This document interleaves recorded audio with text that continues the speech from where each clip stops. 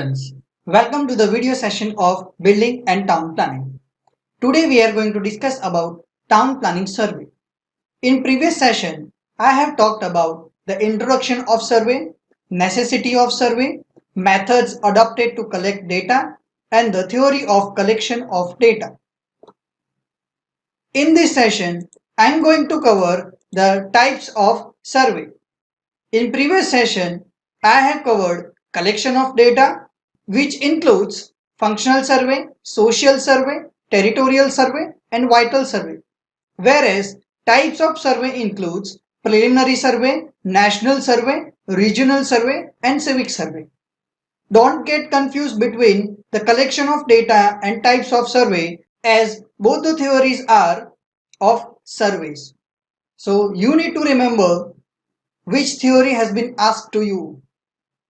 When the theory of methods for collection of data has been asked, you have to write functional survey, social survey, and so on. If the theory of types of survey would ask, then you have to write the preliminary survey, national survey, regional survey, and the civic survey. Again, do not get confused between these two theories, and the other one is methods to be adopted to collect data. It is just similar to collection of data. Make sure there is two separate theory, that is methods adopted to collect data, and the other one is collection of data. While reading or while writing in the exam, you need to make sure about these theories. Let us start with the types of survey which are carried out while determining the town planning scheme.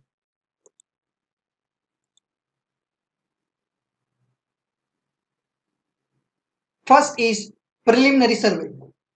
This survey is in the form of restricted inquiries such as town planning scheme, and for the collection of data is of in general nature. The main objective of this survey is to locate the boundaries of areas in which the planning has been come up.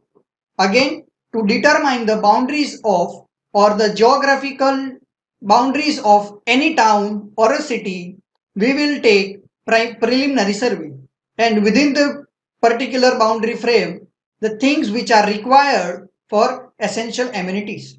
First is electric power. This includes both the source and the distribution of power and the location of power supply lines or power supply units. In any town or any statutory town, one of the essential service is electric power supply, where first is the source of power supply and the second is where we are going to deliver it, that need to be studied in.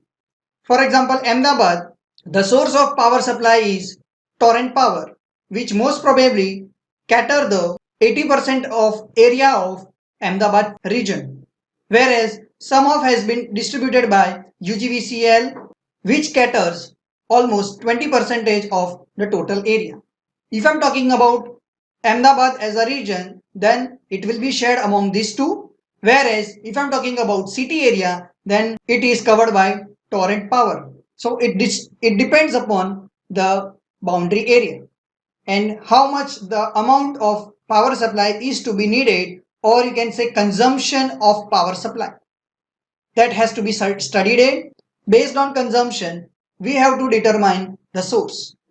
Next is general amenities, which includes civic arts, park, playground, etc. These general amenities are of nature of recreational centers or recreational facilities. Next is highways.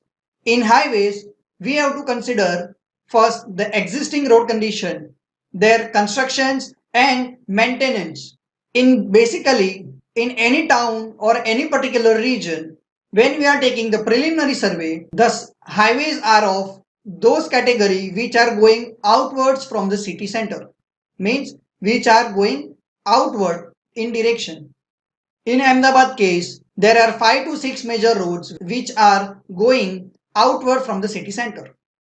For example, Ahmedabad to Kalol Highway, Ahmedabad to Dehgam Highway, Ahmedabad to Kapadwanj or Kathlal Highway, Ahmedabad to Mehemdabad highway, Ahmedabad to Sanand, then Ahmedabad to Rajkot highway. So there are lots of roads or the highways which are going from city center to outwards, and thus we need to study first the existing road condition. Based on the traffic conditions, we will plan those roads, construct, and then later on we have to maintain those highways. Next is housing. It includes the study of existing housing condition with respect to light, ventilation, sanitation, and other amenities.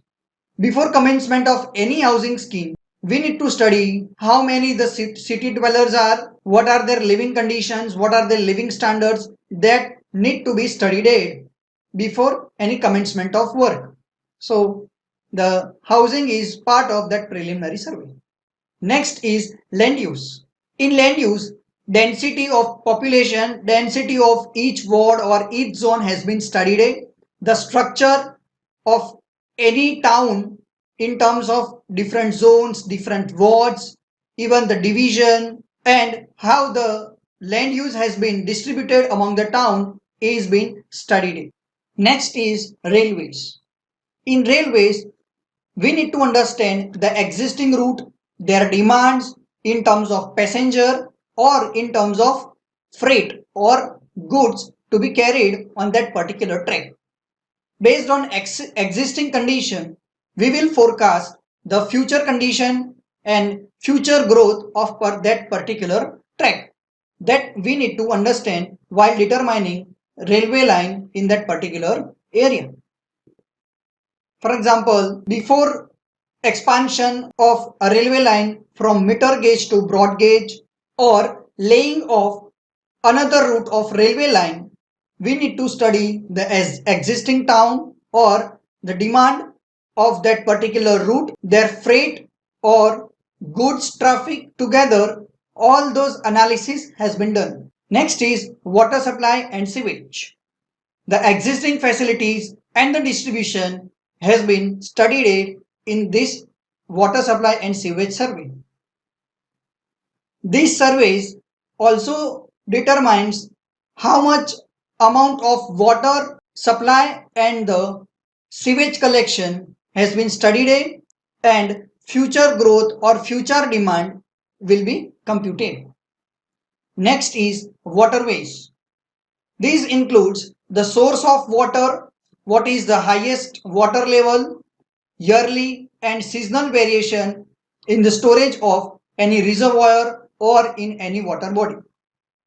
Even if there is any possibilities for navigation, that has been also studied. These are the surveys which has been carried out in preliminary surveys. Next is national survey. National survey includes the overall picture of town planning scheme, which also possess the interest of various national bodies. This includes fixing of railway alignment, major irrigation schemes, hydropower projects, national highways and expressways. Ultimately, these are not of individual town interest, but it is of the town and their surrounding interests. Make sure here that you cannot develop a town with the cost of other minor towns. The development has to be done in parallel way for any state or for any region. The topics or the areas which are covered in these national surveys are the administration, agriculture, communication facilities, natural resources, and urban settlement. Let us start with administration. The aspect of administration includes the land ownership and general administration work of a country. Agriculture. This includes the study of type of agricultural soil, the crop patterns like Kharif or Rabi, or some of the crops are of seasonal crops or quarterly month crops that need to be studied in this agriculture. The number of period of crops, like in India, the number of crop per year is two, like Rabi and the Kharif, whereas sugar cane is available for all the 12 months. So this need to be studied based on different region. Then communication facilities. Earlier I told you the communication facilities means here the communication based on transport. This includes the existing modes of transport such as road, railway, waterway and air routes. Now waterway, in India the water transport is bifurcated in two parts, that is inland navigation and the outer means ocean to ocean navigation. In inland navigation is river body navigation. Inland navigation is done on perennial river. Inland navigation in any river or any water body, we require proper depth of water, which is not possible in India, but you can find such navigation in Kerala in terms of tourism. Another transport route navigation has been established in recent year is from Varanasi to Hubli, which connects the port and carry the bulk and freight cargo in that particular river route. Next is natural resources. The availability of natural resources in the form of oil, mineral, gas, water, etc. has been studied in this category. Next is urban settlement. Urban settlement includes the study of distribution and density of population of region and of the town. These are of national interest and which has been studied at national level. Next is regional survey. The regional survey is conducted on a slightly bigger scale as compared to civic survey. We will talk about civic survey in next category. The purpose of regional survey and civic survey is similar in nature. It is of to investigate the economy, social and physical aspect of any town or any covered area of the region. The investigation made under these surveys are of in general nature. The topics to be covered in this survey is more or less same as that of civic survey, as I said. Now, the last theory is of civic survey. It is also called socio-economic survey or household survey. The civic survey has been carried out with the reference of condition prevailing in and around the town to be planned. This has been done by ASHA worker sisters or any national agency or any town planning authority. This type of survey conducted at local level for redevelopment scheme, for slum settlement or for slums improvement scheme and for the preparation of master plan. This is the diagnosis of any town which ultimately tells us about the requirement of any infrastructure facilities, any basic amenities, any road transport facilities and so on. This survey has been carried out house to house for the purpose of socio-economic survey, which form solid data set for planning any town planning scheme or any master plan. So let us understand those topics which has been covered in this socio-economic survey. First is physical feature. This includes the geographical structure showing the arrangement of rocks, contours of the land, rivers, flow ranges, tides, rainfalls and wind charts. It depends upon the surrounding town. If I'm talking about the coastal region, you need to study about those tides and rainfall or wind chart. But for firm ground, you just need to find out about contours of that particular land and the type of soil of that particular region. It depends upon the geography of that particular area, what it demands for, and from that the physical feature has been studied. Next is communication amenities. This includes roads of the town, their width, traffic details of particular stretch, railways, waterways, canal, river, airways and airports. In coastal town and the cities like Chennai, Calcutta, Mumbai, Margova, Kochi, where you will find the waterway connection in terms of ports and harbors. The cities which has importance in terms of economical point of view has more traffic of air transport, so that it requires airports. Next is traffic problems. The survey has been carried out like type of roads and the spots for traffic congestion. Even there is a variation in the demands as well. Like in the morning, you will find more traffic compared to the afternoon. In the same manner, you will find more traffic at the evening. There will be the variation as time goes. It depends upon the peak demands or peak traffic volume. Then their causes, the remedies for traffic congestion and traffic control. Then next is open space, which includes the study of park, gardens, playgrounds and stadiums. Next is industrial survey, which includes the local industries, their classification, their position and labor employed in that particular industries. In these also, the commerce includes the shops, business areas and docks, which has been spotted in the town. It will be digitized in maps and total land cover will be computed. In based on this industry and commerce, the public interest has been studied. As I discussed earlier, because of public interest of their work and the destination to home, this is major concern for determining any surveys, and these are the key focused area for conducting any surveys.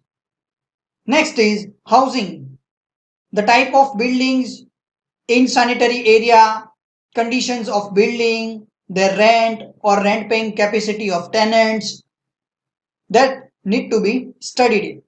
Then population like existing condition, their future growth, whether it is of increasing or decreasing, people who are engaged in various occupancy class, their movement and density of population from one zone to another zone. Like if I'm talking about Kalupur area, you will find most of the population is floater or you can say commuter zone. Lot of people are engaged in particular time interval activity. They will come for particular time or particular period of time and then they leave that place. So for 1 and 2 hours, they are going to occupy that particular area.